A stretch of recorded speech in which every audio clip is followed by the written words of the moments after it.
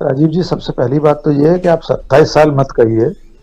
Bharatiya Janata party, Narendra Modi और अमित शाह खुद भी 27 साल नहीं मानते। केशु भाई पटेल वाले 7 साल तो वे खुद नहीं गिनते हैं। गुजरात में 20 साल की उपलब्धियां गिनाई जा रही हैं, यानी मोदी युग के बाद की। तो 27 साल नहीं, 20 साल मानकर चलिए। इसके बावजूद नरेंद्र मोदी को घर घर जाकर पर्चा बांटना पड़ेगा, पैम्फलेट बांटने जा रहे हैं। नरेंद्र मोदी सिर्फ नरेंद्र मोदी नहीं है, इस महादेश के प्रधानमंत्री भी है। आज से कुछ साल पहले, 1-2 दशक पहले तक ये माना जाता था कि प्रधानमंत्री विधानसभा चुनाव में भी उतनी भूमिका अदा करते थे जितनी जरूरी हो। लेकिन अब नरेंद्र मोदी जी तो डोर टू डोर कैंपेन करने जा रहे हैं, और जब घर जाएंगे तो पर्चा भी देंगे, पर्चा बांटेंगे। ऐसी खबरें नहीं आई हैं, और वो एक ही बात है, पर्चा बांटना और घर जाना।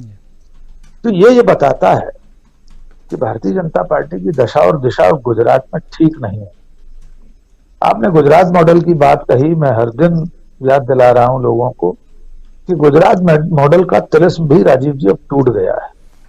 अनेक ऐसी घटनाएं पिछले 2-3-4 साल में हो गई, जैसे कोरोना काल की जो बद इंतजामी है, लोगों की मृत्यु है, अस्पतालों में जगह नहीं मिली, ऑक्सीजन नहीं मिली। उसके बाद जब भारी बारिश हुई, लगभग बाढ़ जैसी, महानगरों में क्या अव्यवस्था हुई, उसके बाद वो लोगों ने देख लिया।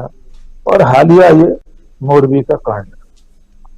मुझे नहीं लगता कि जनता इन सब सवालों से इतना मुंह चुरा लेगी कि सिर्फ हिंदू मुसलमान के नाम पर अब भी इन्हें चुन लेगी। हो सकता है चुन ले, यद्यपि मैंने कल ही एक डिबेट में कहा कि मोरबी की सारी सीटें बीजेपी जीतेगी।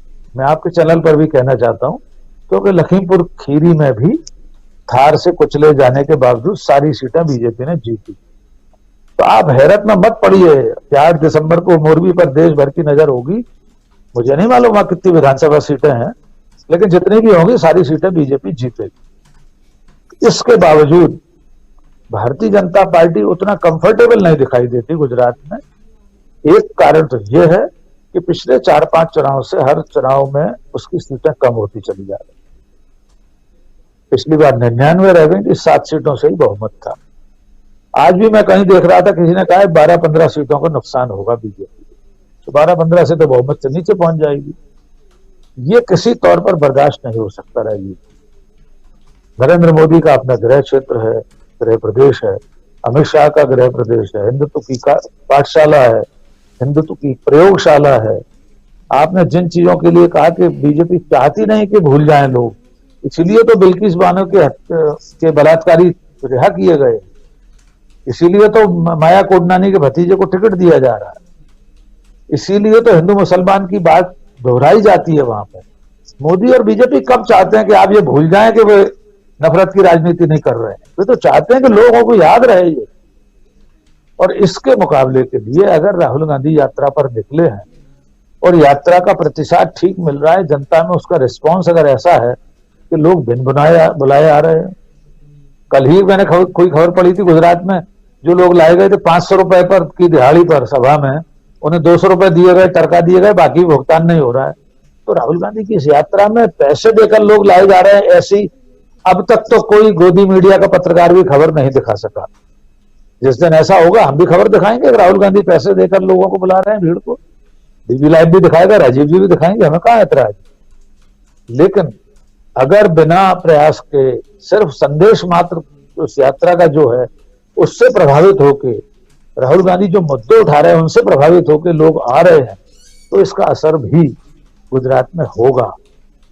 अभी मीनू जी ने जो कारपेट बॉम्बिंग की बात कही, मुझे लगता है हम सब लोग कई दिनों से डिबेट में सवाल पूछ रहे थे कि राहुल गांधी गुजरात क्यों नहीं जा रहे हैं, हिमाचल क्यों नहीं गए। हिमाचल तो गए ही नहीं अंततः, प्रियंका गांधी के जिम्मे छोड़ रखा था।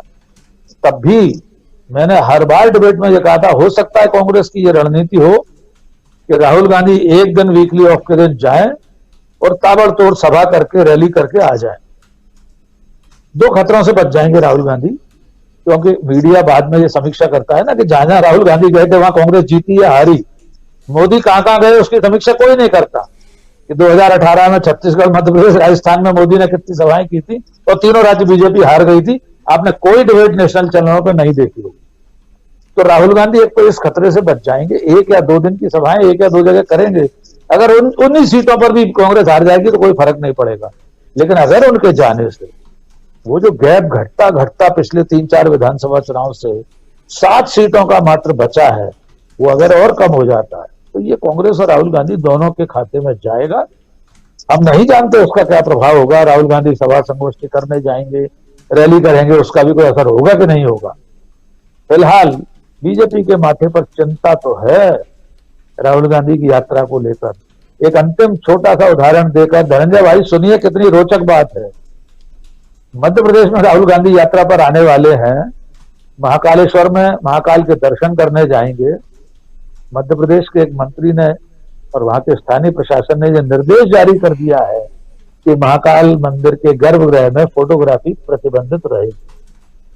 अभी जुमा 4 दिन पहले उसी महाकाल मंदिर में माननीय प्रधानमंत्री की फोटो और वीडियो वायरल हो रही थी, जो परंपरा के विरुद्ध है। पैंट शर्ट पहनकर कैमरामैन वीडियोग्राफर अंदर घुसा हुआ था। जिस मंत्री ने यह बयान दिया है उसकी खुद की फोटो है गर्भगृह के अंदर की।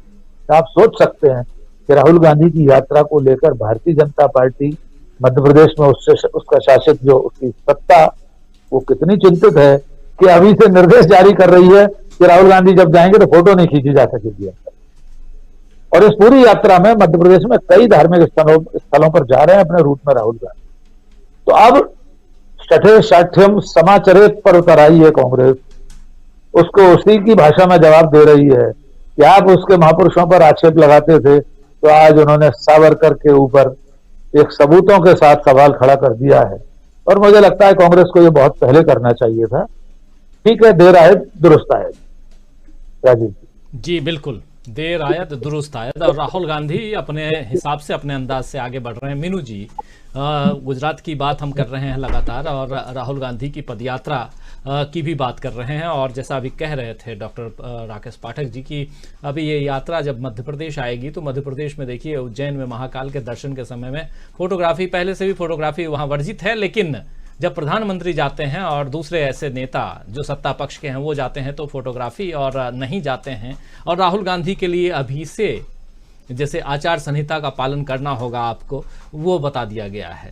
लेकिन इधर से अगर उधर हम चलें मध्य प्रदेश से गुजरात की तरफ या महाराष्ट्र से गुजरात की तरफ, तो गुजरात का जो ये पार्ट है जहां आदिवासी बहुल, दलित बहुल जो एरिया है, जो लगा हुआ सटा हुआ है राजस्थान से भी, गुजरात से भी, माफ़ करें मध्य प्रदेश से भी, इस एरिया की स्थिति के बारे में कहा जा रहा है कि यहाँ पिछली दफ़ा पिछले चुनाव में 50-50% वोट जो है दोनों दलों ने, कांग्रेस ने और बीजेपी ने शेयर किया था। लेकिन उसके बाद जब 2019 का चुनाव आया तो उसमें बिछ गई सियासी विसार,